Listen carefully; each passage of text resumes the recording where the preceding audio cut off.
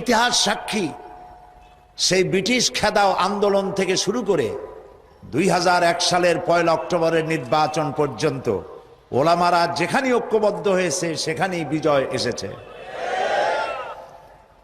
আমরা লক্ষ্য করে দেখেছি আফগানিস্তান যুদ্ধ করল রাশিয়ার সাথে। এটি একটি অসম যুদ্ধ ছিল। আমার ভাষা আমি তখন বলতাম যে যুদ্ধ হচ্ছে নবজাতক শিশুর সঙ্গে সিন্দাবাদের বিরাট দৈত্যের সাথে।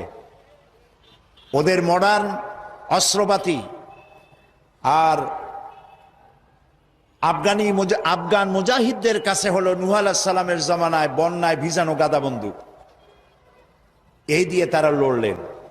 সেই লড়াইয়ে দেখা গেল রাশিয়ার মতো বিশাল দৈত্য কুপকাত হয়ে গেল, আর আল্লাহ তাআলা আফগান মুজাহিদিনদেরকে জিতিয়ে দিলেন। কেন দিয়েছিলেন?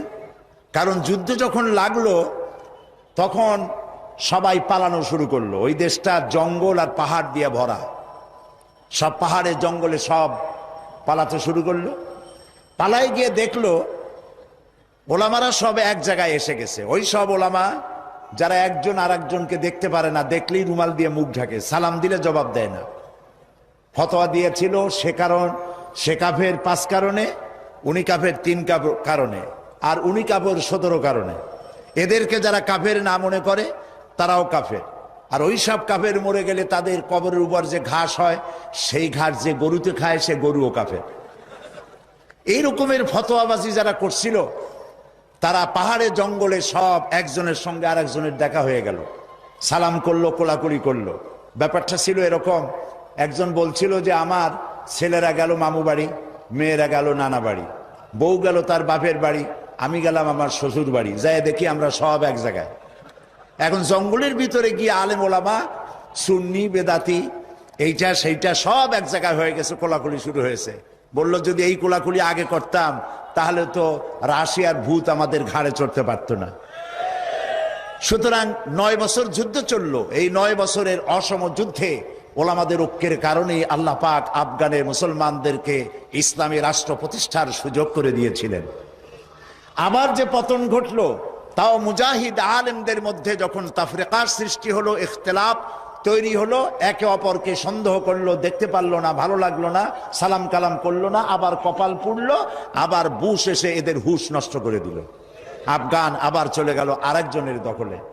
ঠিক এমনি করে ইরানের মুসলমানেরা, তাদের সাথে আমাদের আকীদার অনেক বেশ কম আছে, কিন্তু তারা যখন ঐক্যবদ্ধ হলো, ইরানের ওলামারা আয়াতুল্লাহরা যখন ঐক্যবদ্ধ হলেন, তখন আমেরিকার মতো বিরাট পরাশক্তিকে তারা পদানত করে ইসলামী রাষ্ট্র, তাদের ভাষায় তারা ইসলামী রাষ্ট্র প্রতিষ্ঠা করতে সক্ষম হয়েছে এবং আমেরিকাকে পদানত করেছে। এখানে আয়াতুল্লাহ খমিনীর একটি কথা আমার মনে পড়ে, কি সাহস তার! ইমান আকীদা যাই থাকুক, আকীদার প্রশ্নে আমরা আপোষ করব না, কিন্তু এই কথাটা তো বলতেই পারি।